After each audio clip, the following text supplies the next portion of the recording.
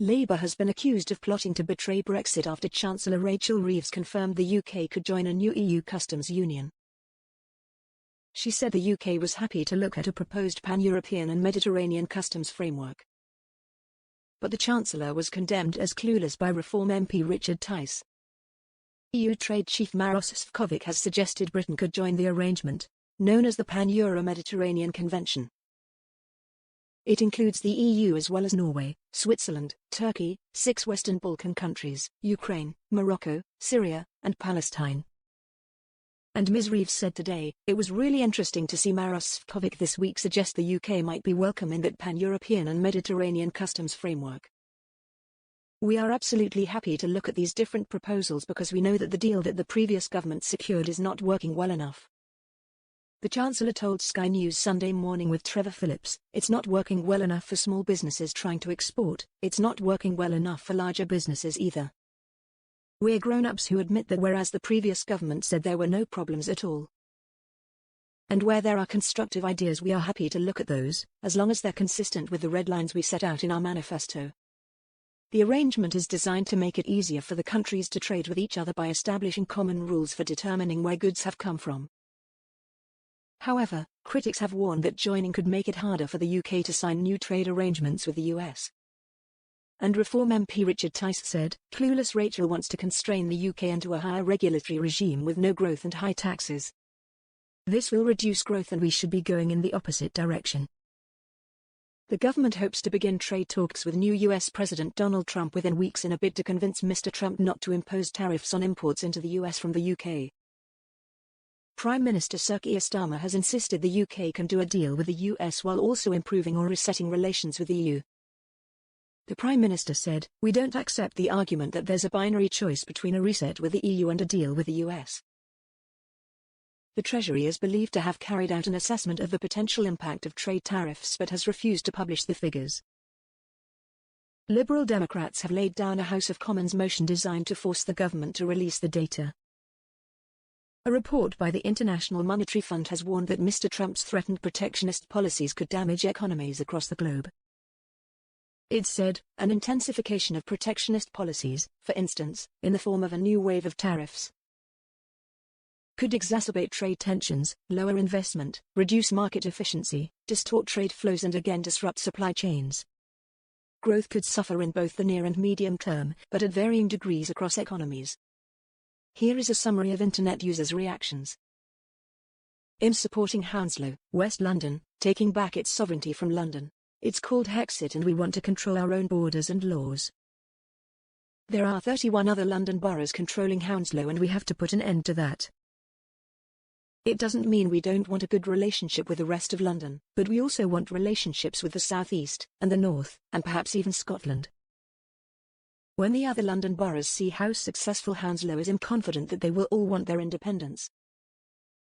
Money raised in Hounslow should be spent in Hounslow. Let's make Hounslow great again. I voted to exit the EU, but this was about political and legal alignment. I never had a problem with trade, the EEC. If anyone sells anything into the EU then it must comply with their standards, and in this the UK is no different to any other EU third country. If this eases trade and doesn't stop or hinder trade with other non-EU countries, what's the problem? Rachel from Accounts is about to pull a massive betrayal on the electorate. Two-tier pledged not to join the EU customs union or single market. If that's his hidden agenda then we'll have to have a general election, as it would be a massive change in the law and an absolute breach of trust between the people and the establishment elite. Make no mistake, the People's Revolt has arrived and those standing on platforms number 10 and number 11 need to be very careful where they tread. We've all had enough of being pushed around by Parliament and Westminster. Most of us have moved from Labour and the Tories to Reform. Politics as the comfortable political elite once knew it has changed. Trust in politics has been squandered. We want change and we'll get it at the ballot box if you dare, Mr. Starmer. Vote Reform. This one is not too bad and if anything shows how Labour are scared of overdoing the subservience to the EU. What probably scares Leave voters is the word customs. It is more a set of rules that allow easier movements of goods between the listed countries. Yes, it will mean more alignment to the EU, but our trade deal is based, as is any, on alignment anyhow. If this is all Labour does as part of their reset, then we can breathe easily, not least as we know they are out first election. I can't understand how anyone still thinks Brexit was a good idea. Even my hugely Brexit-supporting friend can't explain any benefits and can't say how it should have been implemented better. Betrayal of the electorate sounds very hollow now. Given that proportionately more older people voted for Brexit, several million of them will have died by now. I suspect the existing electorate will have moved on from all the dubious claims of the 2016 campaign. The study suggests that 16,400 businesses, some 14% of UK exporters, stopped exporting to the EU due to Brexit trade rules. UK goods import-export gap has widened post-Brexit. Brexit has negatively affected our exports, more than our imports from the EU. It's been easier for European importers to find alternate suppliers, than for UK importers to replace European suppliers. Some of the worst hit trade sectors have been food, agriculture and fishing. Overall, food exports to the EU have taken an average hit of £2.8 billion each year since the end of the transition period, according to the Centre for Inclusive Trade Policy, CITP. This 16% average drop in food and agricultural exports shows no recent signs of regaining previous levels, according to the CITP report, and is impacted by boo.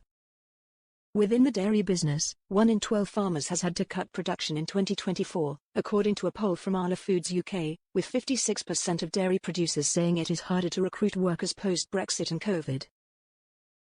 Consumers are feeling the blowback from these pressures, too. High inflation on food and non-alcoholic beverages would have been 8% lower in the absence of Brexit, according to a separate LSE study from 2023. UK's seafood exports down by 26% since Brexit. As with all EU business made to lower red tape, there are bucket loads of red tape to deal with before you are part of this arrangement.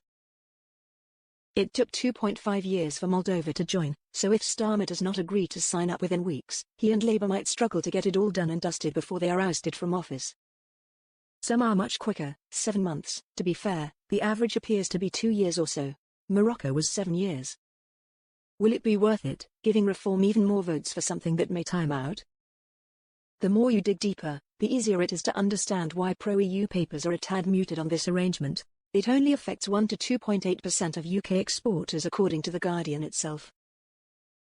Indeed, I must admit The Guardian seem on the ball here, gently moaning to their Labour masters that this appears nothing more than taking a super easy, largely ineffective option as they, Labour, do not have the lower ones to do more.